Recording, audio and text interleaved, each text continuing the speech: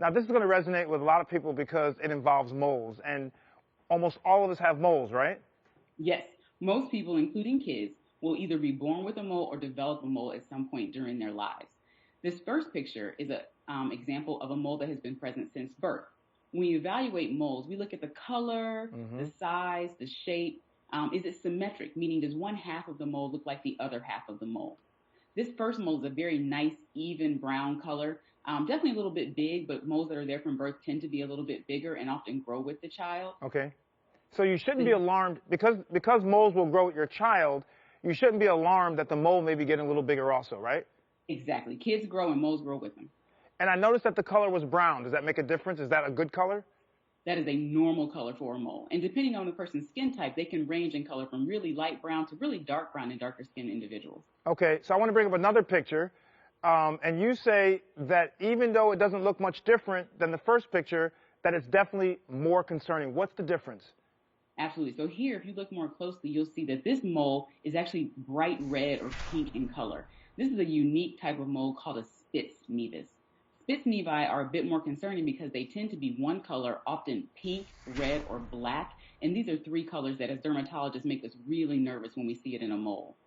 They also tend to grow very quickly, as opposed to normal moles, which tend to grow slowly over time. And what bothers us the most as dermatologists is that these can look really very similar to melanoma, or the deadly form of skin cancer.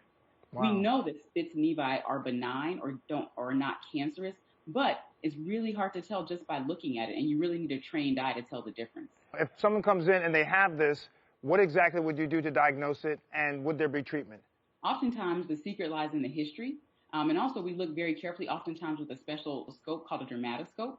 And that scope can help to delineate some of the more details down deeper in the skin. But oftentimes, Spitz Naevi end up being biopsied or taken off to be sure that it's not melanoma. Awesome. Well, Dr. Brandy Kenner-Bell, thanks for joining us. You've given us some great insight, the X's and O's of rashes for parents. So come back and see us.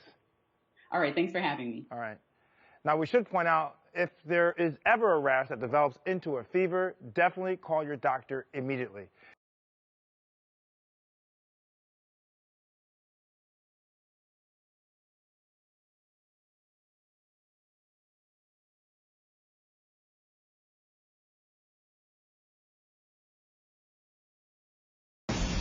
We're living in uncertain times. It's tough to keep up with the latest medical headlines. About the market, panicked about COVID. And how do those headlines impact you and your family? 100,000 people died. On season 13 of The Doctors, we want to empower you physically. If I met them at dance, they would meet me at medicine. Man, I love that.